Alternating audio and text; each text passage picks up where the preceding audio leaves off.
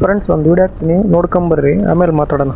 ಉತ್ತರ ಕರ್ನಾಟಕದವ್ರನ್ನ ಅಭಿವೃದ್ಧಿ ಮಾಡೋದಕ್ಕೆ ಯಾವನು ಹೋಗ್ತಾ ಇಲ್ಲ. ನೀವು ಮೊದಲು ಉತ್ತರ ಕರ್ನಾಟಕದವರು ನೀವು ರೊಚ್ಚ ಕೇಳಬೇಕು, ನೀವು ಕೇಳಬೇಕು. ನಮ್ಗೆ ಪ್ರತ್ಯೇಕ ರಾಜ್ಯ ಬೇಕು ಅಂತ ನೀವು ಕೇಳಬೇಕು.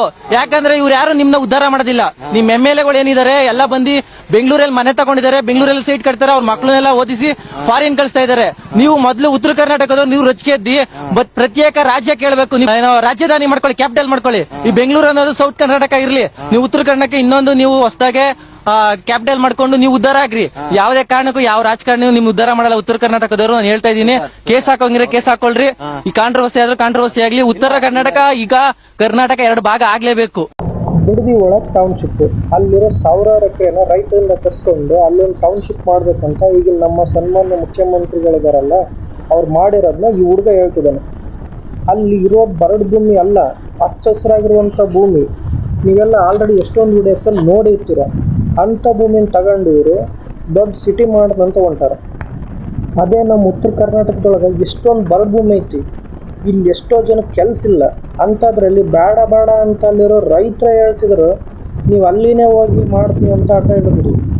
ನೀವು ಕರ್ನಾಟಕದ ಮುಖ್ಯಮಂತ್ರಿ ಇದ್ದೀರ, ದಕ್ಷಿಣ ಕರ್ನಾಟಕದ ಅಷ್ಟೇ ಅಲ್ಲ, ಇಡೀ ಕರ್ನಾಟಕಕ್ಕೆ ಸೀಮಿತ. ನೀವು ಉತ್ತರ ಕರ್ನಾಟಕದೊಳಗೆ ಎಷ್ಟೋ ಸಾವಿರ ಲಕ್ಷ ಎಕರೆ ಭೂಮಿ ಸಿಗ್ತೈತಿ. ನೀವು ಯಾಕೆ ಅಲ್ಲೇ ಬಿಡದಿ ಒಳಗೆ ಮಾಡತ್ತಂತ ಅನ್ನೋದು ನಮಗಂತೂ ಗೊತ್ತಾಗ್ತಿಲ್ಲ.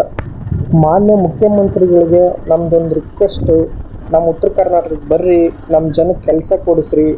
ಒಂದು ಸತಿ ಆ ಕಡೆ ಬಿಟ್ಟು ಈ ಕಡೆ ಬಂದು ನೋಡ್ರಿ. ದೇವ್ರು ಅಂತೇಳಿ ಪೂಜೆ ಮಾಡ್ತಾರೆ ನಿಮ್ಮನ್ನು.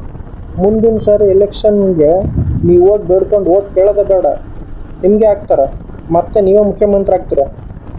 ಮತ್ತೆ ನೀವು ಅಲ್ಲೇ ಮಾಡ್ತೀನಿ ಅಂದ್ರೆ ದಯವಿಟ್ಟು ಬೇಡ.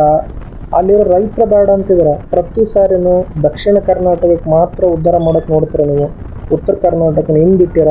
ಹಿಂಗೆ ಆದರೆ ಒಂದಲ್ಲ ಒಂದಿನ ಉತ್ತರ ಕರ್ನಾಟಕ ಭಾಗ ಆಗೋದಂತೂ ಪಕ್ಕ. ನನ್ನ ಮಾತು ಸರಿ ಅನಿಸಿದ್ರೆ ದಯವಿಟ್ಟು ಇದಕ್ಕೆ ಸಂಬಂಧಪಟ್ಟವ್ರಿಗೆ ತಲುಪೋವ್ರಿಗೆ ಶೇರ್ ಮಾಡಿ. ಹಾಗೆ ವಿಡಿಯೋ ನೋಡಿ ಸುಮ್ಮನೆ ಆಗ್ತಿದ್ದೀರಾ, ದಯವಿಟ್ಟು ಫಾಲೋ ಮಾಡ್ಕೊಳ್ಳಿ. ನಿಮ್ಮ ಒಂದು ಫಾಲೋ ನಮಗೆ ವಿಡಿಯೋ ಮಾಡಲಿಕ್ಕೆ ಎನ್ಕರೇಜ್ ಮಾಡುತ್ತೆ.